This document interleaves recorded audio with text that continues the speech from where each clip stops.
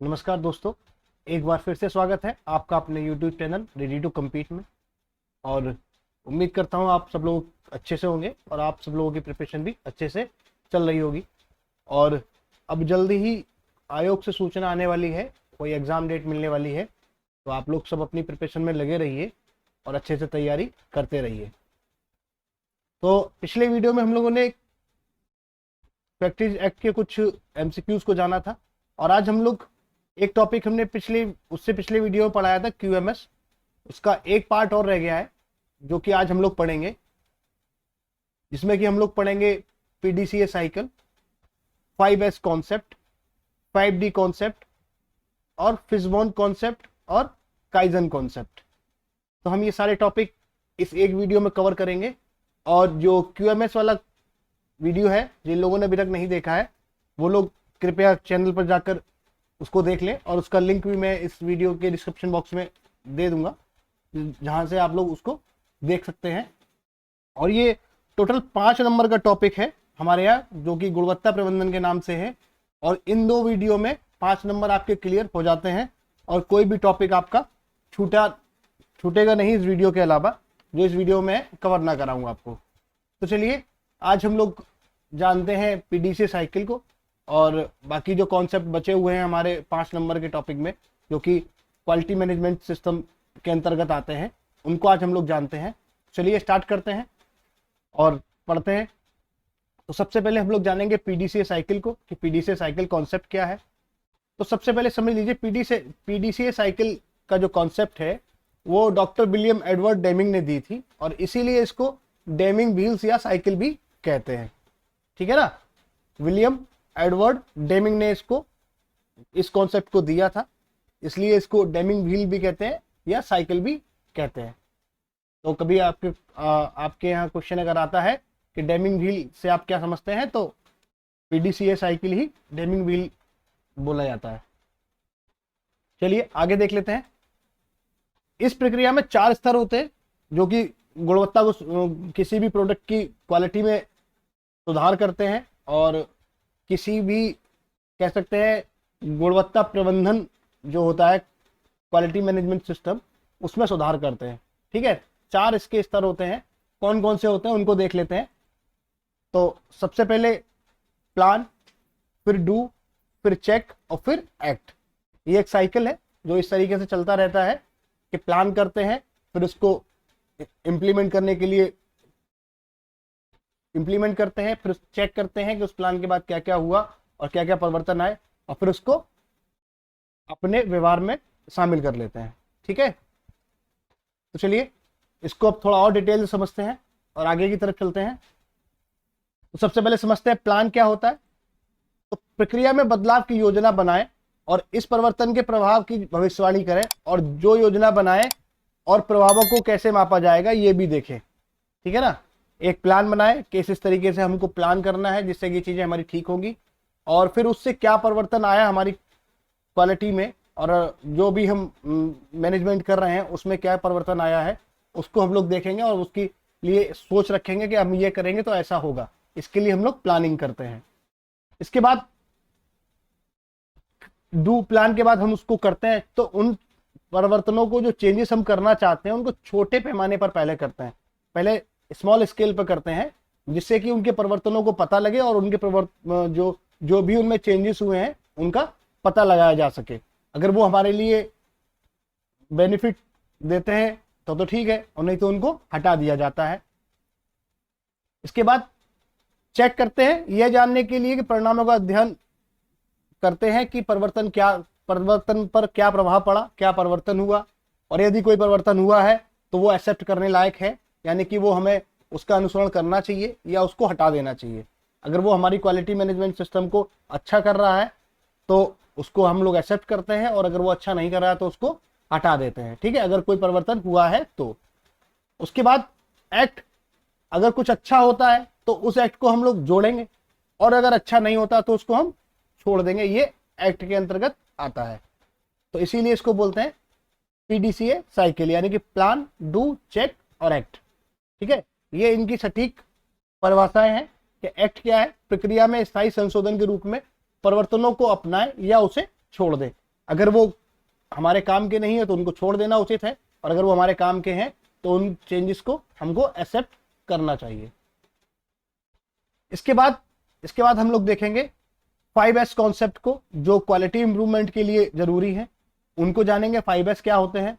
और ये एक जापानी कॉन्सेप्ट है, पूरा बता चुका हूँ, ये जापानी कॉन्सेप्ट है, तो इसलिए जो भी चीजें जापान, ये सारे कॉन्सेप्ट जापान से लिए गए हैं और इसमें जो भी वर्ड आएंगे वो जापानी होंगे, तो उनका इंग्लिश वर्जन भी मैं आपको बताऊंगा कि इसका इंग्लिश वर्जन ये होगा।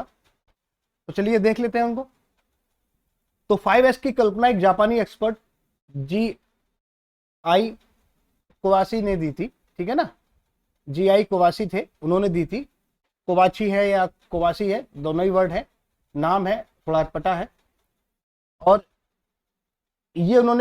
ये जापानी वर्ड है जो जापान में चलते हैं, 5S बोला जाता है इनको, 5S पिलर्स बोलते हैं इनको, जो क्वालिटी इंप्रूवमेंट के लिए यूज होते हैं। इनके अब हम हर जगह जापानी भाषा तो चलती नहीं, हम लोग कैसे समझेंगे, या अदर कंट्री या अदर जगह पे कैसे समझा जाएगा उसको, तो इसके लिए एक इंटरनेशनल जो इंग्लिश अपनी चलती है उसमें भी इसको कन्वर्ट किया गया है। वो वर्ड ये है, sort, set in order, sign, standardise और सस्टेन। ये 5S है जो कि इंग्लिश में कन्वर्ट कर दिए गए हैं, जापानी भाषा में इनका मतलब ये होता है। चलिए और आगे डिटेल से समझ लेते हैं इसका मतलब क्या क्या होता है। तो एक तरफ आपको मैं जापानी भाषा लिखा देखेंगे आप, और एक तरफ अंग्रेजी भाषा, उसका जो मीनिंग होगा अंग्रेजी भाषा में। तो ये पहला वर्ड SEIRI, सीरी बोल रहे आप, कुछ भी जो भी बोलते हो जापानी लैंग्वेज में, उसको इंग्लिश वर्ड में क्या बोलते हैं, सॉर्ट। और जो नेक्स्ट वर्ड है उसका जो मतलब होता है वो होता है सेट इन ऑर्डर, यानी कि SEITON। इसका इंग्लिश वर्जन क्या है, सेट इन ऑर्डर। नेक्स्ट है SEISO, यानी कि साइन, इसका इंग्लिश वर्ड वर्जन है साइन। फोर्थ है SEIKETSU, यानी कि स्टैंडर्डाइज, इसका जो इंग्लिश वर्जन है वो क्या है, स्टैंडर्डाइज। और पांचवा है SHISUKE,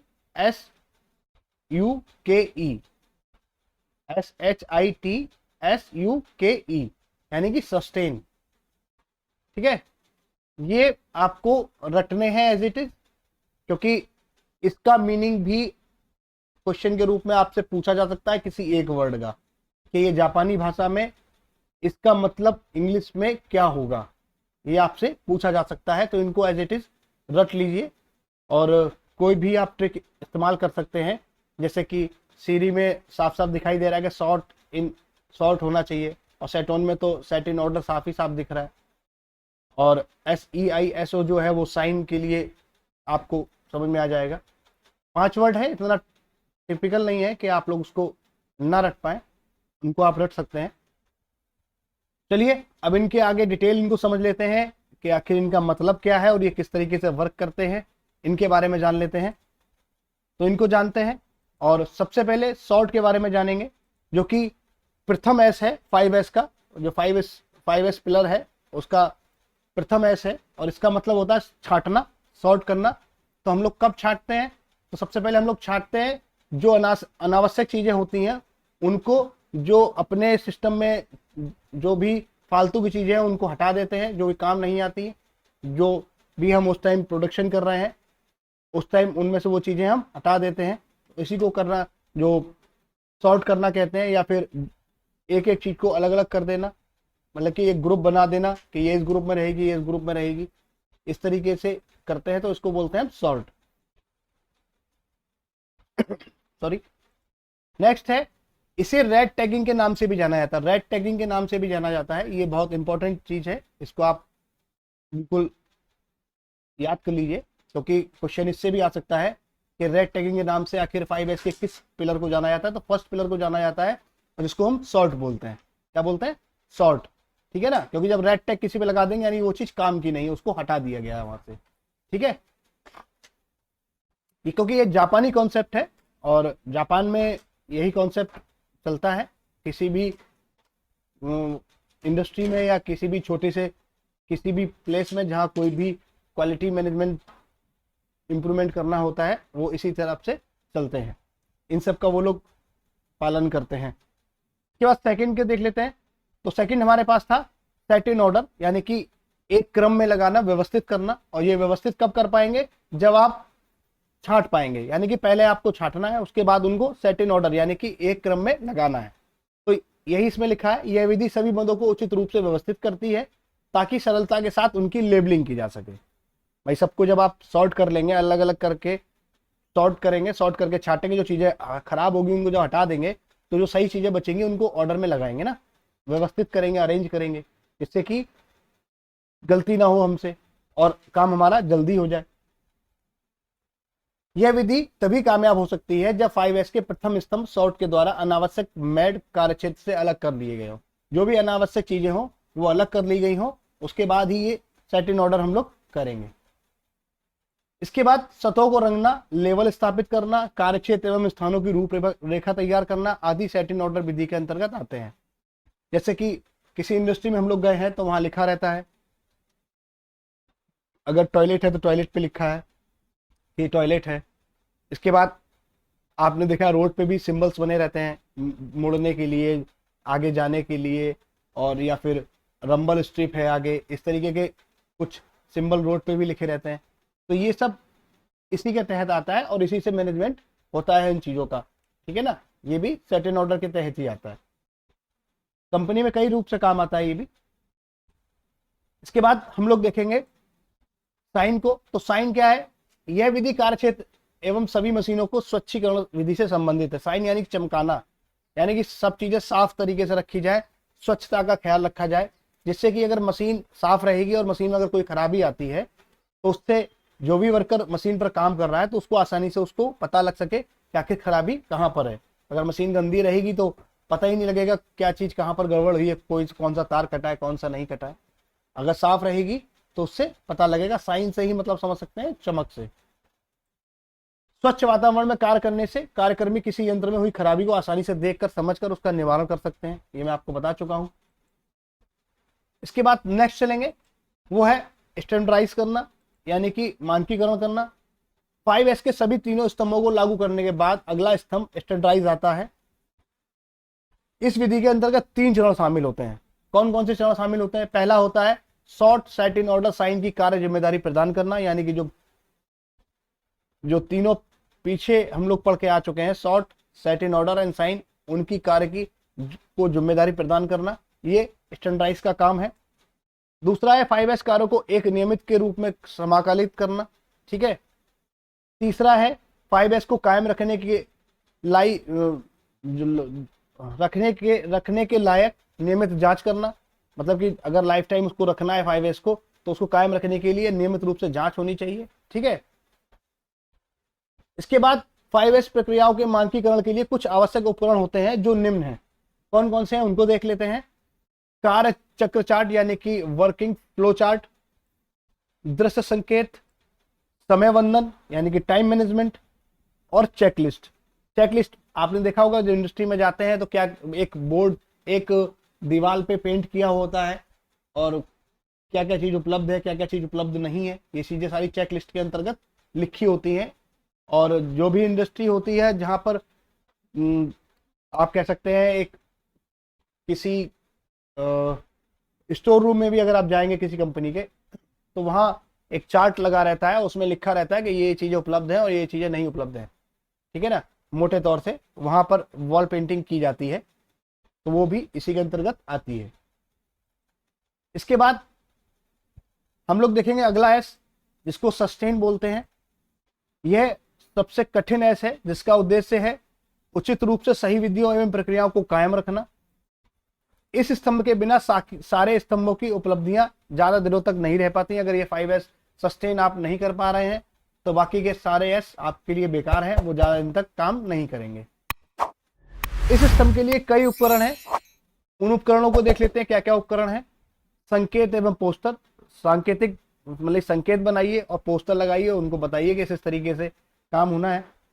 समाचार पत्र, आप समाचार पत्र भी दे सकते हैं कुछ अपने वर्करों को कि इस तरीके से काम होता है हमारी इंडस्ट्री में, ये वर्क इस तरीके से होगा, पहले ये करना है, फिर ये करना है, फिर ये करना है। इसके बाद प्रदर्शन समीक्षा यानी कि आप कर भी बता सकते हैं, दिखा भी सकते हैं, या कुछ एडवर्टाइजमेंट भी लगा सकते हैं कि इस तरीके से वर्क होता है। इसके बाद विभागीय विभव, डिपार्टमेंटल में आप घूम सकते हैं, उसके लिए आपको देखना पड़ेगा, बार बार घूमना पड़ेगा क्या काम हो रहा है, कैसे कैसे हो रहा है। यदि अगर आप 5S नहीं करते हैं तो आपके यहाँ 5D होगा। जो 5D कॉन्सेप्ट है वो जब होगा जब हम लोग 5S का पालन नहीं करेंगे, ठीक है ना। ये क्वेश्चन पूछा जा सकता है, इसलिए मैंने इसको लिखा है। यदि आप 5S का पालन नहीं करोगे तो आपको 5D होगा। अब 5D में क्या क्या है उसको देख लेते हैं, क्या क्या होगा। तो 5D में क्या होगा, सबसे पहला D है, उसका मतलब है डिलेज, यानी कि देरी होगी। दूसरा है डिफेक्ट्स, यानी कि कमी निकलेगी। तीसरे D का मतलब है डिससेटिस्फेक्शन, जो कस्टमर को जो आपका प्रोडक्ट बन के जाएगा उससे वो सेटिस्फाई नहीं रहेगा। और उसके बाद क्या होगा, आपका प्रॉफिट डिक्लाइन करेगा, यानी कि गिरेगा, आपका प्रॉफिट कम होगा। और सबसे बाद में क्या होगा, डिमोरलाइज्ड हो गया स्टाफ आपका, यानी कि हताश हो जाएगा आपका स्टाफ कि हम इतना काम करते हैं उसके बाद भी हमारा प्रोडक्ट जो है अच्छा तैयार नहीं हो रहा है, ठीक है ना। तो ये 5D होंगे आपके, इनको भी आप लोग नोट कर लीजिएगा, यह इनका मतलब होता है, ठीक है। क्योंकि इनसे कोई भी क्वेश्चन आपसे पूछा जा सकता है, क्योंकि 5 नंबर का आपका ये कॉन्सेप्ट है, तो आपसे ये पूछा जा सकता है। चलिए अब देखते हैं काइजन को। काइजन कॉन्सेप्ट क्या है। तो काइजन जो है वो 2 शब्दों से मिलकर बना है, और जो कि एक जापानी शब्द है। अगर इसका हम संधि विच्छेद करते हैं, दो अलग अलग शब्द हमको मिलते हैं। कौन कौन से, एक तो काई मिलता है, तो काई का तात्पर्य होता है परिवर्तन, यानी कि चेंजेस। और जैन का मतलब होता है अच्छे के लिए, यानी कि जो परिवर्तन अच्छे के लिए किए जाए उसी को हम बोलते हैं काइजन कॉन्सेप्ट। समझ रहे ना, काइजन कॉन्सेप्ट यानी कि जो परिवर्तन अच्छे के लिए किए जाए उनको हम काइजन कॉन्सेप्ट बोलते हैं, इसीलिए इसका नाम है काइजन कॉन्सेप्ट। और जैन एक मारुति की एक गाड़ी भी थी, कुछ लोगों ने देखी होगी, मारुति जैन के नाम से एक गाड़ी आती थी, जो शायद फिलहाल बंद हो गई है, लेकिन जैन स्टीलियो उसके बाद एक नया मॉडल भी आया था। तो वो क्योंकि सुजुकी जो है वो जापान की ही कंपनी है, तो ये नाम भी वहीं से आया है, जैन। चलिए आगे जानते हैं इसके बारे में। और मुख्यतः काइजन अल्प सुधार के लिए होता है, यह एक सतत प्रयास है के रूप में अपनाया जाता है, यह निरंतर करना पड़ता है और यह बहुत अल्प सुधार के लिए इस्तेमाल किया जाता है। अब इसमें क्या क्या होता है, कैसे कैसे होता है, इसको समझ लेते हैं। तो काइजन की नीति क्या थी, पहले इसको समझ लेते हैं। क्रियाकलापों के सभी क्षेत्रों में शून्य त्रुटि की संकल्पना के आधार पर कार्य करना, यानी कि जो भी हम वर्क कर रहे हैं उसमें कोई भी मिस्टेक नहीं होनी चाहिए, उस आधार पर कार्य करना चाहिए, यानी कि परफेक्ट हो, एक्सपर्ट हो, और जो गलती हो उसकी गुंजाइश बिल्कुल ना हो। इसके अलावा सभी संसाधनों में लागत खर्च में कमी के लक्ष्य को प्राप्त करना, या कि जो भी हमारा लागत लग रही है उसके खर्च में कमी आए, तभी तो हमको प्रॉफिट ज्यादा होगा। अगर हमारी लागत कम आएगी तो हमारे प्रोडक्ट का जो है, प्रोडक्ट में भी लागत कम आएगी, और प्रोडक्ट हमारा अच्छा भी बने कम लागत में तो हमारा सेल ज्यादा होगी, क्योंकि मार्केट में हमारी सेल ज्यादा होगी तो हमको प्रॉफिट भी ज्यादा होगा। इसके बाद संयंत्र के सभी उपकरणों की प्रभावशीलता के लक्ष्य को प्राप्त करना, जो भी उपकरण है उनकी जो इफेक्टिवनेस है उसके टारगेट है, जो जितना भी जितना ज्यादा उसको उपयोग किया जा सकता है उन मशीनों का, उनका उपयोग करना चाहिए। नुकसान को समाप्त करने के लिए व्यापक रूप से प्रयत्नशील रहना, यानी कि नुकसान को खत्म करने के लिए बराबर हमको काम करते रहना है कि नुकसान नहीं होना चाहिए। इसके बाद ऑपरेटरों को सरलतापूर्वक नियंत्रण करना, यानी कि जो भी ऑपरेटर है वो उसको सरलतापूर्वक, यानी कि बहुत इजी वे में उसको कंट्रोल कर पाए किसी भी मशीनरी को, ठीक है ना, आसान तरीके से उसको चला पाए तो गलतियां भी कम होंगी और जल्दी भी काम कर पाएंगे। इसके बाद जान लेते हैं काइजन के लक्ष्य क्या क्या है। तो सबसे पहले शून्य त्रुटि को प्राप्त करके उसे हमेशा कायम रखना, निर्माण प्रक्रिया की लागत में व्यय में 30% की कमी का लक्ष्य प्राप्त करना, ये 2 काइजन के लक्ष्य हैं। इसके बाद कुछ काइजन के उपकरण हैं, उनके बारे में जान लेते हैं क्या है काइजन के उपकरण। पीएम विश्लेषण, वाई विश्लेषण, और नुकसानों का सारांश, और काइजन रजिस्टर, ये काइजन के उपकरण है। और इसके बाद है जो लास्ट में आता है वो काइजन सारांश पत्र है, काइजन का जो सारांश पत्र होगा, समरी, ठीक है ना, समरी लेटर, ये समरी लेटर है। ये काइजन के उपकरण है कि आपको ये करना है, उससे आपको चीजों में निरंतर करते रहना है, जिससे कि हमारा जो क्वालिटी इंप्रूवमेंट हो और हमारे लागत घटे और हमारा प्रोडक्ट ज्यादा बने।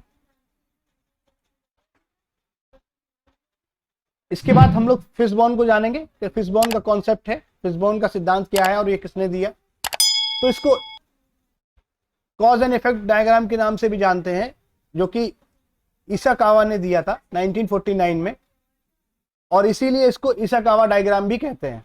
इसका स्ट्रक्चर मछली की हड्डी के आकार की तरह होता है, इसलिए इसे हम फिशबोन डायग्राम भी कहते हैं। क्या कहते हैं? Fishbone diagram. इसको भी देखेंगे अभी कि फिशबोन की तरीके से चलता है। फिशबोन यानी कि मछली की हड्डी। तो जो मछली के शरीर के अंदर की जो आंतरिक बनावट होती है, हड्डियों की स्ट्रक्चर होता है, उसी के आधार पे इन्होंने इसाकावा ने बनाया है कि क्या क्या करना चाहिए और कैसे कैसे इसको कॉज एंड इफेक्ट को दिखाता है ये डायग्राम। तो इसको देख लेते हैं आगे। उससे पहले एक चीज और पढ़ लेते हैं। कॉज एंड इफेक्ट डायग्राम किसी भी समस्या के एनालिसिस में मदद करता है। यह प्रॉब्लम्स के हर संभव कारण को बताता है। यह मुख्य कारण यानी कि रूट कॉज, जो भी मुख्य कारण है कि गलतियां आखिर क्यों हो रही हैं बार बार और हमारा प्रोडक्शन क्यों कम हो रहा है, क्यों हमको नुकसान हो रहा है, इस बारे में बताता है। ठीक है, परंतु हमें पहले हर संभव कारण को जानकर मुख्य कारण तक पहुंच सकते हैं। पहले हम छोटे छोटे कारणों को जानेंगे, उसके बाद हम रूट कॉज पे पहुंचेंगे कि ये गलती यहां से हो रही थी। ठीक है ना, इसीलिए इसको कॉज एंड इफेक्ट डायग्राम भी बोलते हैं। चलिए देखते हैं आगे किस तरीके का होता है।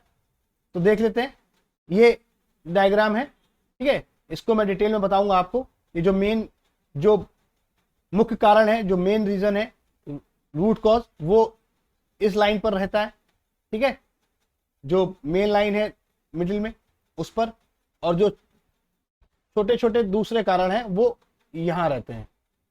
ठीक है, मुख्य कारण को हम बीच में सीधी लाइन पर उस पर लिखते हैं, जो सीधी लाइन है उस पर लिखते हैं मेन कारण, यानी कि unable to complete project on time. हमारा मुख्य कारण क्या है कि हमने अपने समय पर कोई भी काम जो हमको प्रोजेक्ट मिला था उसको कंप्लीट नहीं कर पाया। अब इसकी मेन वजह ढूंढते हैं क्या क्या हो सकती है। तो उसके अन्य दूसरे कारण ये हो सकते हैं जो कि नीचे की तरफ लिखे हैं, जैसे कि मेन लिखा है, मेथड लिखा है, मशीन लिखा है, एक्सटर्नल कुछ कारण हो सकते हैं। फंड्स की कमी हो सकती है। हो सकता है कि मशीन हमारी सही तरीके से वर्क नहीं कर रही थी। ठीक है, उसकी परफॉर्मेंस अच्छी नहीं थी, या वो मेंटेनेंस मांग रही थी, उसकी मेंटेनेंस नहीं हुई थी। ठीक है ना, इसलिए हम लेट हुए। अगर ये भी सही है तो उसके बाद हम चलेंगे कि हमारा जो ऑपरेटर है वो सही तरीके से वर्क नहीं कर रहा था, उसको ट्रेनिंग सही तरीके से नहीं दी गई थी, वो काम करने में निपुण नहीं था। अगर ये कारण भी ठीक है तो उसके बाद हम उसका मेथड पे चलेंगे कि हमारा काम करने का तरीका नहीं ठीक था, हमारा मेथड क्या था काम करने का।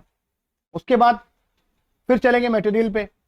हो सकता है कि हमारा मटेरियल थोड़ा गड़बड़ हो, इसलिए चीजें गड़बड़ हो रही हो। और एक्सटर्नल, जो हमारा कच्चा माल आ रहा था बाहर से, वो ही हमको लेट डिलीवर हुआ, ये भी हो सकता है कारण। तो इसलिए इस तरीके से डायग्राम बनाते हैं जिससे कि हम चीजों को समझ सकें। या फिर हमारे पास फंड की कमी हो सकती है कि हमारे पास पैसा नहीं था जो हम समय से इस प्रोजेक्ट को कर पाते। ठीक है, ये सारी चीजें, या फिर हमको अप्रूवल लेट मिला, बहुत से कारण हो सकते हैं। तो उन कारणों को इस तरीके से लिखते हैं और एक एक कारण को ढूंढते चले जाते हैं। अगर जो कारण नहीं रहे होते हैं उन पर हम टिक करते चले जाते हैं और उससे हम मेन कारण तक पहुंच जाते हैं। ठीक है, इसके अलावा इनके भी यदि कोई कारण है तो उसे भी हम लिखते हैं। अगर इनके भी कोई सब कारण मतलब सब कॉजेस हैं तो उनको भी हम लिख सकते हैं। जैसे मेन में ऑपरेटर एक वर्क कर रहा था, दूसरा वर्क नहीं कर रहा था, तो उसको भी लिखा जा सकता है।